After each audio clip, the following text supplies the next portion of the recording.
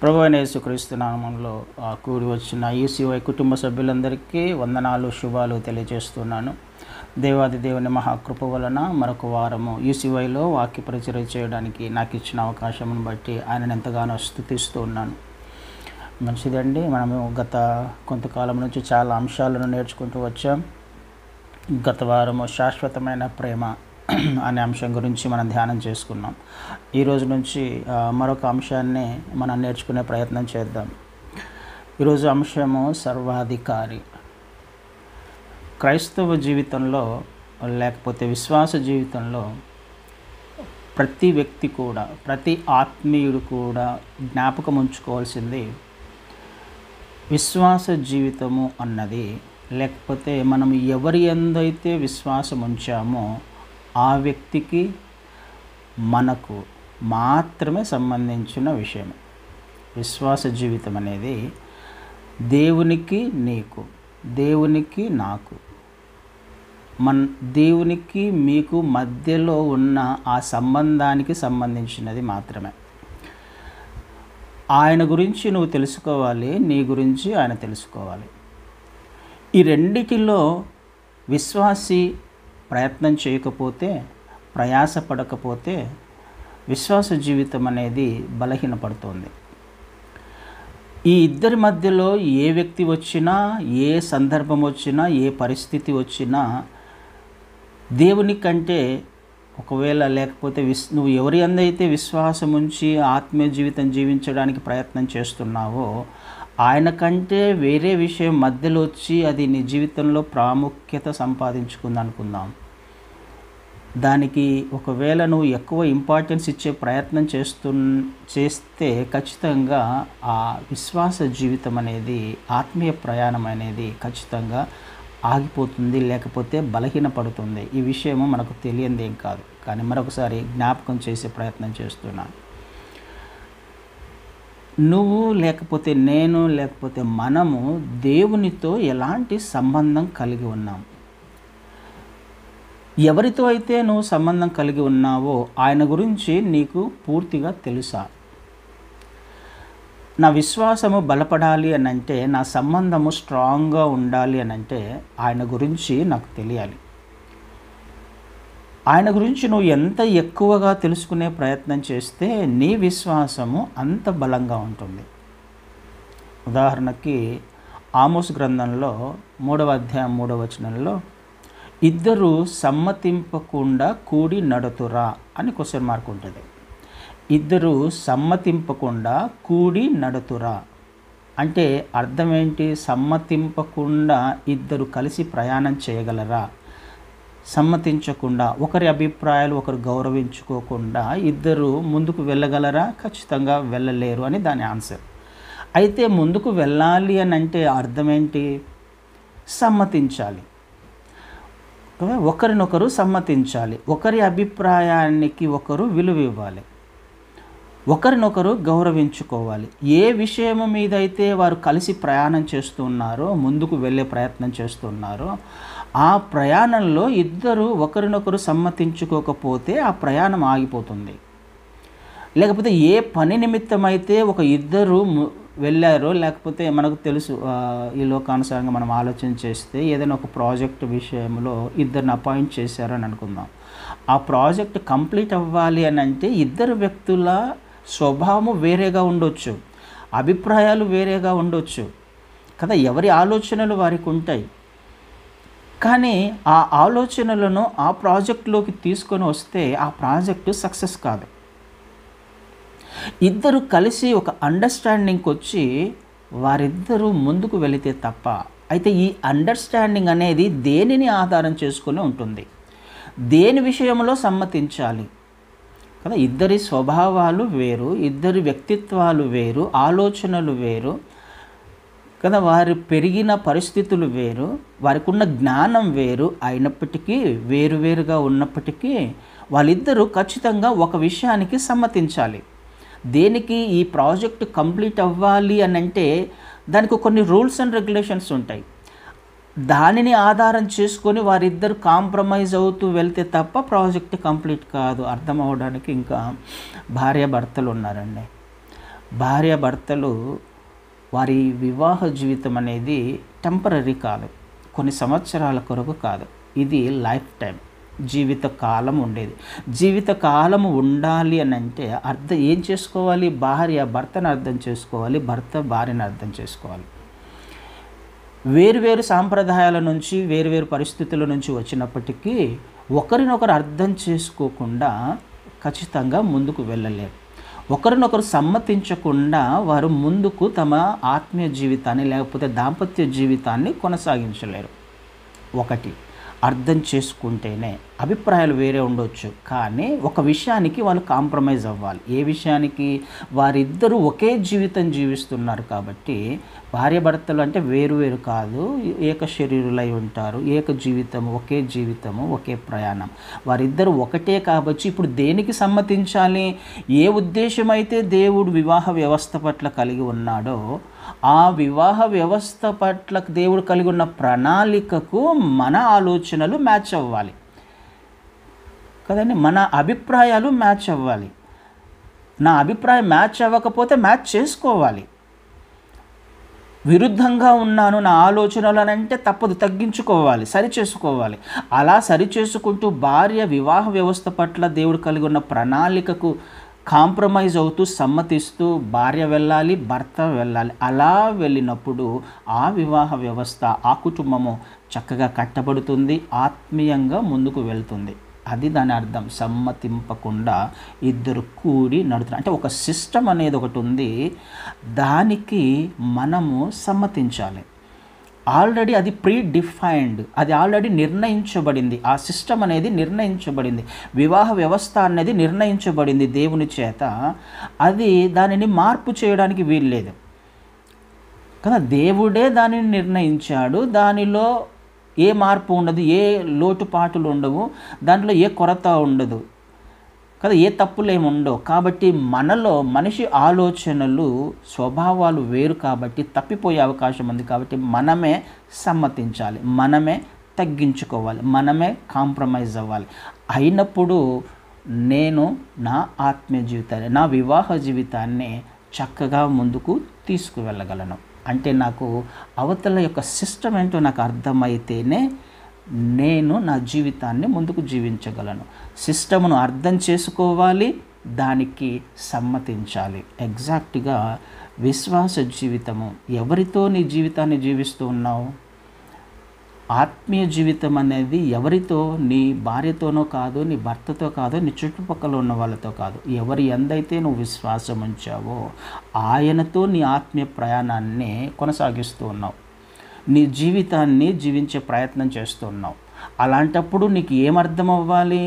వివాహ వ్యవస్థ గురించి నువ్వు అర్థం చేసుకుని ముందుకు వెళ్తేనే నీ వివాహ జీవితము బలంగా ఉంటుంది. అలాగే నీ ఆత్మీయ ప్రయాణము, నీ విశ్వాస ప్రయాణము, విశ్వాస జీవితాన్ని జీవించాలి అని అంటే ఎవరితో అయితే నువ్వు సంబంధం కలిగి ఉన్నావో ఆయన గురించి ఎక్కువగా తెలుసుకోవాలి.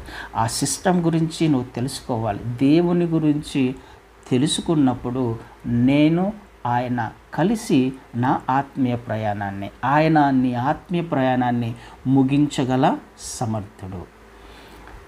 ఏ ఉద్దేశమైతే నీ పట్ల ఆయన కలిగి ఉన్నాడో ఆ మార్గంలో తీసుకువెళ్ళగల సమర్థుడు. ఆల్రెడీ అది ప్రీ డిఫైన్డ్, అది నిర్ణయించబడింది. క్రీస్తు వారి యొక్క మార్గాలు నిర్ణయించబడ్డాయి, అందులో మార్పు లేదు కదా. ఆయన సర్వశక్తి గల దేవుడు అని ఇందాక మనం చదవబడిన లేఖనాలలో చూసాం. ఆయన ప్రతి విషయాన్ని కూడా, ఏది క్షేమమో మనకు ఆ మార్గాలన్నీ కూడా నిర్ణయించబడ్డాయి.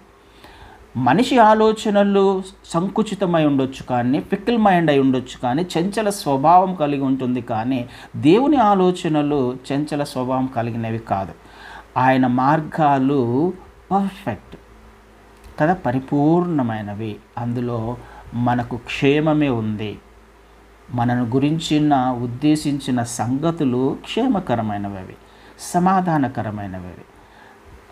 వాటి గురించి నాకు అర్థం కావాలి, వాటి గురించి నేను తెలుసుకోవాలి. తెలుసుకొని సమ్మతించి కాంప్రమైజ్ అవ్వడం తప్ప క్రైస్తవ జీవితంలో ఇంకోటి ఏమీ లేదు. దేవునితో కాంప్రమైజ్ అవ్వడం, దేవుని మార్గాలతో మనము సమ్మతించడం, అలా జీవిస్తూ వెళ్తూ ఉన్నప్పుడు నీ ప్రయాణము చక్కగా ఆత్మీయంగా బలపడుతూ అనేక మందికి ఆశీర్వాదకరంగా జీవించే అవకాశం ఉంది. ఇక్కడ చేయాల్సిన పని నువ్వు నీ దేవుని గురించి ఎవరితో అయితే నువ్వు ఏ సిస్టంతో లేకపోతే ఏ దేవుణ్ణి అయితే విశ్వసిస్తున్నావో ఆయన గురించి ఎక్కువగా తెలుసుకునే ప్రయత్నం చేయాలి కదా. ఆయన గురించి ఎంత తెలుసు, నాకు దేవుని గురించి నాకు ఏం తెలుసు, ఈ విషయాన్నే ఒక్కసారి మనల్ని మనము పరిశీలన చేసుకునే ప్రయత్నం చేద్దాం. ఇందాక చదవబడిన వాక్య భాగాలలో మనకు తెలుసు ఆయన తనను తాను పరిచయం చేసుకుంటున్నాడు. దేవుడు తనను తాను పరిచయం చేసుకుంటున్నాడు. ఏమంటున్నాడు? అల్ఫాయు ఒమేగాయు నేనే, అల్ఫాయు ఒమేగాయు నేనే, వర్తమాన భూత భవిష్యత్ కాలములలో ఉండువాడను నేనే అని సర్వాధికారియు దేవుడునగు ప్రభువు సెలవిచ్చుచున్నాడు. ఈ వచనంలో ఆయనకు అనేక టైటిల్స్ ఇవ్వబడ్డాయి కదండి. అల్ఫా ఒమేగా నేనే, నేనే అంటున్నాడంటే అర్థం ఏంటి? నేనే, ఇంకా వేరే వాళ్ళు ఎవరు కాదు అని అర్థం. ఏంటి వేరే వాళ్ళు కాదు? అల్ఫా ఒమేగా, ఆది అంతము కదండి. మొదటివాడను కడపటివాడను నేనే, ఇంకా వేరేది కాదు, వేరే వాళ్ళు ఎవరు కాదు అని అర్థం. ఆయన ఎవరు అనేది మనకు ఖచ్చితంగా అర్థమవ్వాలి. అనంతము నుండి అనంతము వరకు ఆయన వ్యాపించి ఉన్నాడు. నిత్యత్వము నుండి నిత్యత్వము వరకు ఆయన నివసించే దేవుడు, ఇన్ఫైనైట్ గాడ్ కదండి. ఆయనకు ఆది లేదు, అంతం లేదు. ఎప్పటి నుంచి ఉన్నాడో తెలియదు, ఎప్పటి వరకు ఉంటాడో మనకు తెలియదు. అయితే ఆది ఆయనే, అంతము ఆయనే అనే విషయము నాకు అర్థమైనప్పుడు ఒక విషయం కూడా మనం జ్ఞాపకం చేసుకోవాలి. ఏంటి?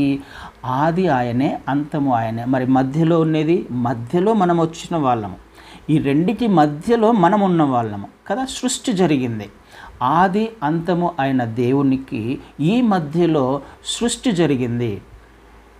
అనేక పరిస్థితులు సృష్టించబడ్డాయి, అనేక సందర్భాలు మన జీవితాలలో వెళ్తున్నాయి. అంటే మనకు అర్థం అవ్వాల్సింది, మనము ఈ రెండిటి మధ్యలో ఉన్నాం. మనము మన పితరులు ఎవరి గురించి అయితే మనము మన జీవితాలలో మాట్లాడుకుంటున్నామో, మన కుటుంబాల గురించి, మన తాతల ముత్తాతల గురించి, మన పిల్లల గురించి, మనం మరణించేంత వరకు, లేకపోతే ఈ లోకము అంతమయ్యేంత వరకు ఎవరి గురించి, దేని గురించి అయితే మాట్లాడుకుంటున్నామో ఇవన్నీ కూడా ఆది అంతము మధ్యలో ఉన్నవి మాత్రమే అన్న విషయము జ్ఞాపకం చేసుకోవాలి. ఇది నాకు అర్థం అవ్వాలి. అంటే అర్థం ఏంటి? నేను ఈ రెండిటి మధ్యలో సృష్టించబడ్డాను అంటే ఆది ఆయన అయినప్పుడు ఈ మధ్యలో ఏది వచ్చినా ఆయనకు తెలియకుండా, ఆయన పర్మిషన్ లేకుండా, ఆయన సృష్టించకుండా రాలేదు అనే విషయము దీనిలో దాచబడి ఉన్న మర్మము, లేకపోతే అర్థము.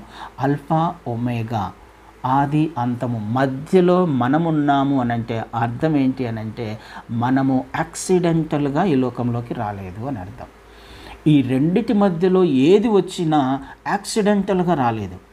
ఒక ప్రణాళిక ప్రకారము, ఒక చిత్త ప్రకారము దేవుని ఉద్దేశాలు నెరవేర్చబడడానికి ఈ మధ్యలోకి ఆయన ఆయా సందర్భాలలో తీసుకొని వచ్చాడు. నువ్వు నేను మనము ఈ మధ్యలో ఉన్నాము అని అంటే మనమేదో యాక్సిడెంటల్గా ఈ లోకంలోకి వచ్చాము అని అనుకోవడం పొరపాటు. ఇది అర్థమైపోవాలి నాకు. ఇది అర్థమైతే నేను అనవసరమైన విషయాలకు భయపడను అని మనకు ఒక ధైర్యము, ఒక భరోసా వస్తుంది మనకి. ఎవరినైతే విశ్వసించామో, ఎవరిని వెంబడించే ప్రయత్నం చేస్తున్నామో ఆయన ఎవరు? ఆయన ఆల్ఫా ఒమేగా, ఆయన ఆది అంతము. ఈ మధ్యలో వచ్చిన వాడను నేను వచ్చాను, నువ్వు వచ్చావు, మనం వచ్చాము, మన కుటుంబాలు వచ్చాయి, మనం వెళ్తున్న ప్రతి పరిస్థితి వచ్చింది అంటే అర్థం ఏంటి అని అంటే ఆయనకు తెలుసు, ఆయన ద్వారానే, ఆయనకు తెలియకుండా ఏది రాలేదు అని నా మైండ్లో ఫిక్స్ అయిపోయినప్పుడు నేను అనవసరంగా కలవరపడను కదా. నా దేవుడు ఎవరో నాకు అర్థమైనప్పుడు నేను అనవసరంగా కలవరపడను, భయపడను, జడియను, బలహీనపడను. ఇది మనకు అర్థం కావాల్సిన విషయం. కొలస్సీయులకు రాసిన పత్రికలో దీనికి సంబంధించి ఒక మాట ఉంటుంది. కొలస్సీయులకు రాసిన పత్రిక 1వ అధ్యాయంలో 15, 16 వచనాలను చదువుదాం. ఆయన అదృశ్య దేవుని స్వరూపి అయి సర్వ సృష్టికి ఆది సంభూతుడై ఉన్నాడు. ఏలయనగా ఆకాశమందున్నవి భూమి అందున్నవి దృశ్యమైనవి కానీ అదృశ్యమైనవి కానీ, అవి సింహాసనములైనను ప్రభుత్వములైనను ప్రధానులైనను అధికారులైనను సర్వమును ఆయన యందు సృజించబడెను. సర్వమును ఆయన ద్వారా ఆయనను బట్టి సృజించబడెను. ఏది తీసుకున్నా, ఇందాక నేను చెప్పిన విషయమే, ఏది తీసుకున్నా ఆయన ద్వారా, ఆయన వలన, ఆయన కొరకు. ఆయన ఆది సంభూతుడిగా ఉన్నాడు. తర్వాత ఏదొచ్చినా ఆయన ద్వారా సృష్టించబడింది, ఆయన కొరకు సృష్టించబడింది, ఆయనను బట్టి సృష్టించబడింది. నువ్వు నేను సృష్టించబడిన వారమే. మన కుటుంబాలు, మన పరిస్థితులన్నీ కూడా వచ్చాయి, జరుగుతున్నాయి అని అంటే అవన్నీ కూడా ఆయనకు తెలియకుండా జరగట్లేదు అని జ్ఞాపకం చేసుకోవాలి. ఆయన ఎవరు? Alpha omega. నా దేవుడెవరు? Alpha omega. నాకంటే ఆయన ఎప్పటి నుంచో అనంతము నుండి ఆయన ఉన్నవాడు. నా జీవితంలో నేను వెళ్తున్న ప్రతి పరిస్థితి ఆయనకు తెలుసు అని నాకు అర్థమవ్వాలి, నీకు అర్థమవ్వాలి, మనకు అర్థమవ్వాలి కదండి. అలాంటప్పుడు మనకు ఏమొస్తుందండి? ఒక ధైర్యము కదా, ఒక భరోసా. భయపడాల్సిన అవసరం లేదు. ఆయన అల్ఫా ఒమేగాగా ఉన్నాడు. రెండవ మాట ఏమంటున్నాడు? ఆయన వర్తమాన భూత భవిష్యత్ కాలములలో ఉండువాడను నేనే. వర్తమాన భూత భవిష్యత్ వర్తమాన కాలం, ఈ 3 కాలాలలో ఉండేవాడు ఆయనే. మన గతము, మన ప్రస్తుతము, మన భవిష్యత్తు ఆయనకు మాత్రమే తెలుసు. ఆయనతో నేను సమ్మతించి నడవాలి. అలాంటి సర్వశక్తి గల దేవునితో నేను సమ్మతించి నడవాలి కదండి. నా ఆలోచనలు వేరు, నా ప్రవర్తన వేరు. నాతో దేవుడు సమ్మతించాలన్నా నేను దేవునితో సమ్మతించాలా? మనిషి యొక్క స్వభావం ఏంటో తెలుసు, నీ స్వభావం ఏంటో నీకు తెలుసు, నా స్వభావం ఏంటో నాకు తెలుసు. అలాంటిది దేవుడు నాకు సమ్మతించాలా? నేను చెప్పిన మాట ఆయన వినాలా? ఆయన చెప్పిన మాట నేను వినాలా? ఎలాంటి దేవుణ్ణి నేను వెంబడిస్తున్నాను అని అర్థమైనప్పుడు మనం ఏం చేస్తాము? ఆ దేవుణ్ణి గురించి అర్థమైనప్పుడు నోరు మూసుకొని ఆయనను సమ్మతించడం తప్ప వేరే మార్గం లేదు. ఆయన మార్గంలో ఆయన ఉద్దేశాలు తెలుసుకొని జీవించడం తప్ప మనకు వేరే మార్గము కనపడదు. ఎందుకు? ఆయన ఏంటో, ఆయన పర్ఫెక్ట్గా నా జీవితం పట్ల ఏ ప్రణాళిక కలిగి ఉన్నాడో ఆయనకు తెలుసు అని అర్థం. భూత భవిష్యత్ వర్తమాన కాలాలలో ఆయన ఉన్నాడు. నా గతాన్ని మార్చగలడు, నా ప్రస్తుతాన్ని అద్భుతమైన భవిష్యత్తులోకి ఆయన తీసుకువెళ్ళగలడు అనే విషయము మనకు అర్థం కావాలి. అది నా హృదయంలో స్థిరపడినప్పుడు నేను ఆయనను స్తుతిస్తాను, ఆయనను గొప్ప చేస్తాను, కంప్లీట్గా నేను ఆయన మీద ఆధారపడతాను. అందుకని ఆయన దాని గురించి మాట్లాడుతూ ఆయన ఇంకొక పేరు సర్వాధికారి. ఆయన కేవలము సృష్టించడం మాత్రమే కాదు, ఆయన సృష్టించిన ప్రతి దాని మీద కూడా ఆయన అధికారం కలిగి ఉన్నాడు. సర్వము మీద అధికారం కలిగి ఉన్నాడు. సర్వశక్తిమంతుడు ఆయన కదండి. ప్రతిదీ కూడా ఆయనకు లోబడాల్సిందే.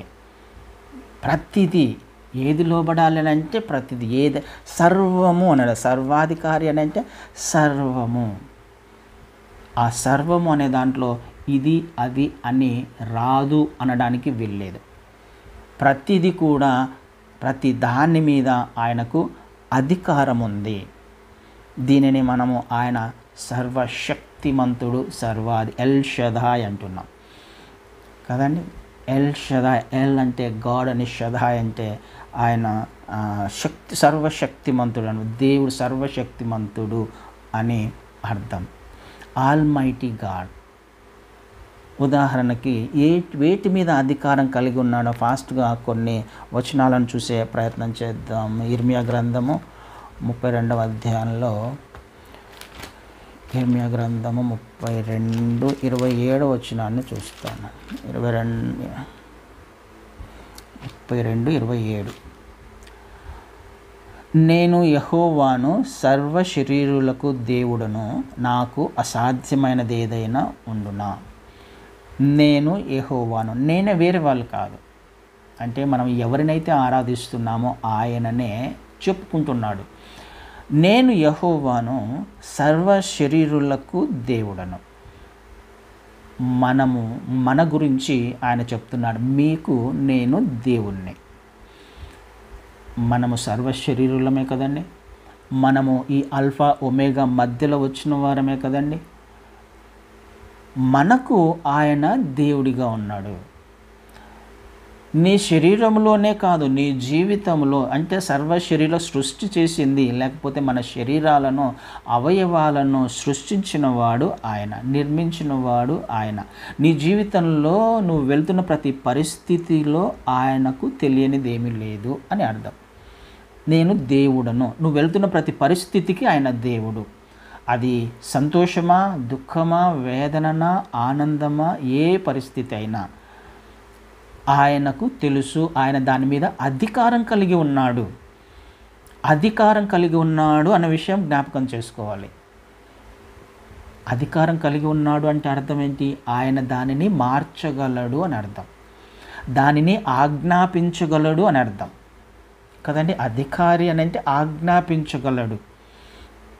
మన శరీరంలో ఏదైనా పని చేయకపోతే, బాగుగా లేకపోతే, సరిగా పని చేయకపోతే ఆయన దానిని బాగు చేయగలడు, దానిని ఆజ్ఞాపించగలడు, సరిగా పనిచేసేలా చేయగలడు అని అర్థం. సర్వాధికారి ఆయన.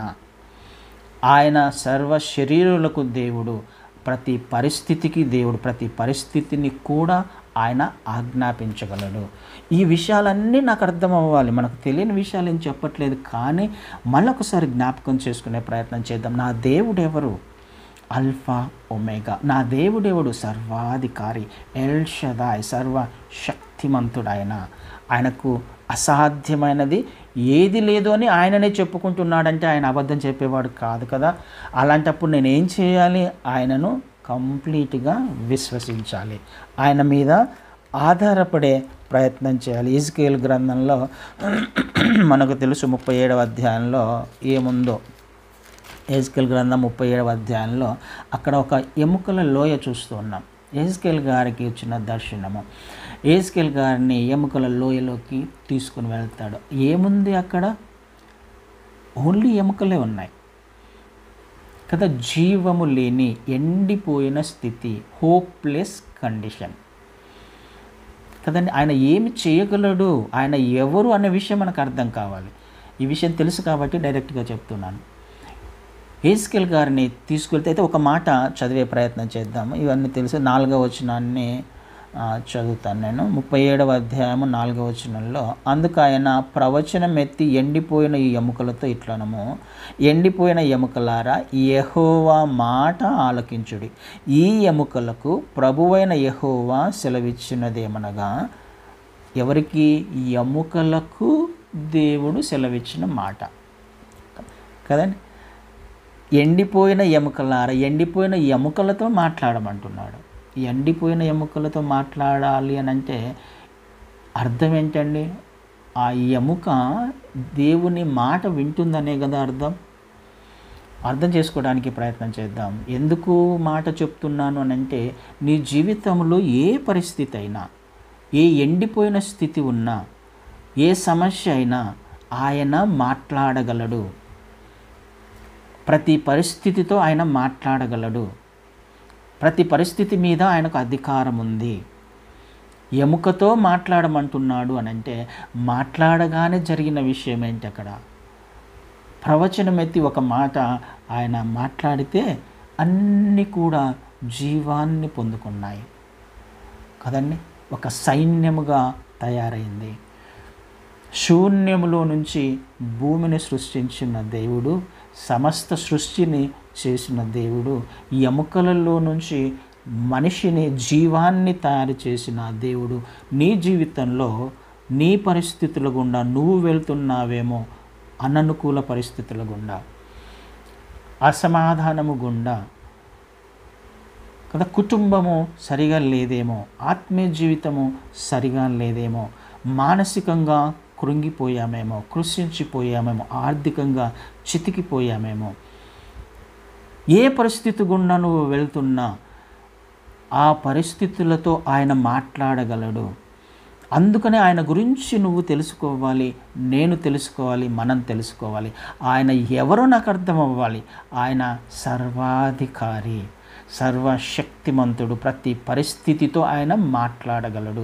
మాట్లాడితే జీవం వస్తుంది అక్కడ కదండి.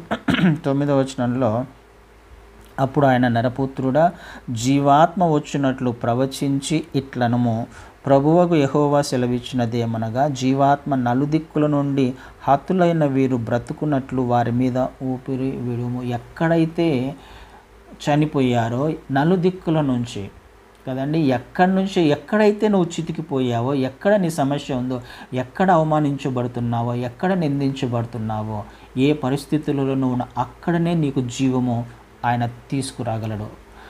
అక్కడనే నిన్ను ఆయన హెచ్చించగలడు కదండి. 11వ వచనంలో, ఈ ఎముకలు ఇజ్రాయేలులనందరినీ సూచించుచున్నవి. వారు మన ఎముకలు ఎండిపోయెను, మన ఆశ విఫలమాయను, మనము నాశనమైపోతామని అనుకొనుచున్నారు. ఇజ్రాయేలీయులను సూచిస్తున్నాయి ఈ ఎముకలు.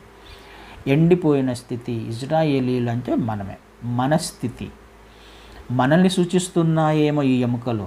ఆశ భంగమైపోయిందేమో, నిరాశతో నిస్పృహతో మనం ఒకవేళ జీవిస్తూ ఉన్నామేమో కదండి. అయిపోయింది నా జీవితం అని అనుకుంటున్నామేమో.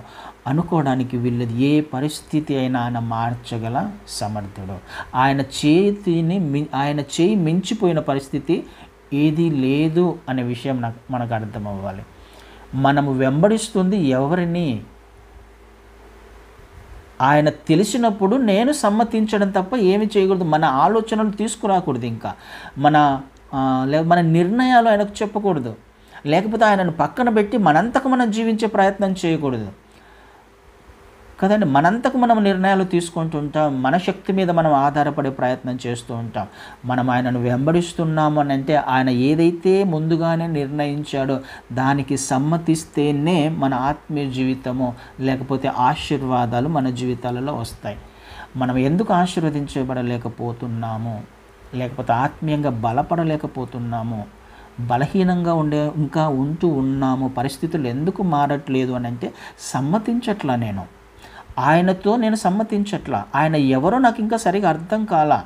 ఆయన మీద ఆధారపడడం నేను నేర్చుకోలేదు ఇంకా కదా. ఆయన సర్వశక్తిమంతుడు అనే విషయం నాకు అర్థం కాల. ఎముకలలో నుంచి ఆయన జీవాన్ని తీసుకురాగలిగిన సమర్థుడు అనే విషయం మనకు అర్థం కావాలి. 14వ వచనంలో, మీరు బ్రతుకున్నట్లు నా ఆత్మను మీలో ఉంచి మీ దేశంలో మిమ్మను నివసింపచేసేదను. మీరు బ్రతకాలి అని అంటే ఆయన ఆత్మ మనలో ఉండాలి. మనము మాట వినాలి అని అంటే ఆయన ఆత్మ, నా ఆత్మగా, నా ఆలోచన, నా చిత్తం కాదు కదండి. మనము చక్కని మార్గంలో పాలు తేనెలు ప్రవహించు దేశంలో సమృద్ధి మార్గంలో ఆశీర్వదించబడుతూ మన ఆత్మ జీవితం జీవించాలి అని అంటే ఆయనతో సమ్మతించే ప్రయత్నం చేయాలి. ఆయన ఎవరో నాకు అర్థం కావాలి. అబ్రహాం గారికి కూడా అదే అనుమానం వచ్చింది. 18వ అధ్యాయం 14వ వచనంలో చూస్తాం. సమయం లేదు కాబట్టి చెప్తున్నాను. మృతతుల్యమైన శార గర్భము, వారి వయస్సు ఉడికిపోతుంది. అసాధ్యం అనుకున్నారు. కానీ వచ్చి ఆడ శార నవ్వుతున్నప్పుడు చెప్తున్నాడు, నాకు అసాధ్యమైనది ఏదైనా ఉందా? వచ్చే సంవత్సరం వస్తాను మళ్ళీ కుమారుడు కంటావు, నాకు అసాధ్యమైనది ఏదైనా ఉందా కదండి. నేను సర్వశక్తిమంతుణ్ణి అని ఆయన 17వ అధ్యాయంలో అబ్రహాం గారికి పరిచయం చేసుకుంటాడు. 17వ అధ్యాయం 1వ వచనంలో, నేను సర్వశక్తిమంతుణ్ణి, నాకు అసాధ్యమైనది ఏదైనా ఉందా కదండి. ఆయనకు అసాధ్యమైనది ఏది లేదు. సర్వాధికారి అయిన సర్వశక్తిమంతుడు. ప్రతి పరిస్థితి మీద, భూమి ఆకాశాల మీద, సముద్రము మీద ఆయన నడవలేదా? సముద్రాన్ని గద్దించాడు కదా. ఆయన నేచర్ని, ప్రకృతిని ఆయన గద్దించి నిమ్మలపరిచిన దేవుడు, సముద్రం మీద నడిచిన దేవుడు, చనిపోయిన లాజరును తిరిగి లేపిన దేవుడు. ఆయన పరిస్థితులను మార్చగల సమర్థుడు, సర్వశక్తిమంతుడు, సర్వాధికారి. ఇవన్నీ నాకు అర్థమైనప్పుడు, నేను ఎవరిని వెంబడిస్తున్నానో తెలుసుకున్నప్పుడు, నేను చేయాల్సిన పని కేవలము ఆయనతో సమ్మతించి ముందుకు వెళ్ళడమే. నా ఆలోచనలను చంపుకోవడము, నా జ్ఞానాన్ని చంపుకోవడము, నా ఉద్దేశాలను చంపుకోవడము, ఇలా చేస్తూ వెళ్తున్నప్పుడు నా ఆత్మీయ జీవితము ముందుకు వెళ్తుంది. విశ్వాస ప్రయాణము నేను చక్కగా లోటుపాటులు ఉండొచ్చు, బలహీనతలు ఉండొచ్చు, కానీ అన్నీ కూడా ఆయనకు అప్పగించినప్పుడు, ఆయన మార్గాలకు సమ్మతించి జీవించే ప్రయత్నం చేస్తున్నప్పుడు ఆత్మీయంగా ఎదుగుతాం, ఆత్మీయంగా బలపడతాం. కాబట్టి అన్ని విషయాలలో ఆయన ఏ మార్గాన్నైతే ఆయన మనకు బోధించాడో, ఏ ఉద్దేశాన్ని ఆయన మన పట్ల కలిగి ఉన్నాడో అర్థం చేసుకుంటే, ఆయన ఎవరో నాకు అర్థమైతే కదండి, ఆకాశమును ఆసీనముగా భూమిని పాదపీఠముగా చేసుకున్న గొప్ప దేవుణ్ణి మనం కలిగి ఉన్నాం. కాబట్టి భయపడాల్సిన అవసరము, లేకపోతే కలవరపడాల్సిన అవసరము ఖచ్చితంగా లేదు. అప్పుడు నేను చేసేది ఆయనతో ప్రతి విషయంలో మధ్యలోకి ఏది రానియద్దండి. భయాన్ని, కలవరాన్ని, ఏ మనిషిని ఆయన కంటే ఎక్కువగా ప్రేమించే ప్రయత్నము, నువ్వు పక్కన పెట్టే పరిస్థితులు ఏవైనా వచ్చినప్పుడు దయచేసి పక్కన పెట్టమాకండి. ఆయన ఏదైతే ఉద్దేశించున్నాడో దాన్ని వెంబడి మాత్రమే వెళ్ళే ప్రయత్నం చేయండి. మధ్యలోకి ఏది వచ్చినా ఆత్మీయ జీవితం ఆగిపోతుంది, మధ్యలోకి ఏది వచ్చినా విశ్వాస జీవితం ఆగిపోతుంది, లోకములోకి మన ప్రయాణం వెళ్తుంది. కాబట్టి ఆలోచన చేద్దాం, ఎవరితో నువ్వు సమ్మతించాలి? నీ దేవుడు ఎవరు? నీ విశ్వాస జీవితము ఎవరితో జీవిస్తున్నావు? ఎవరి యందైతే విశ్వాసం ఉంచావో ఆయనను సంపూర్ణంగా విశ్వసించడానికి, నమ్మడానికి నిన్ను నీవు అప్పగించుకున్నప్పుడు ఆయన చక్కగా నీ జీవితాన్ని ముందుకు తీసుకువెళ్ళగలడు. హల్లెలూయా, ఆమేన్.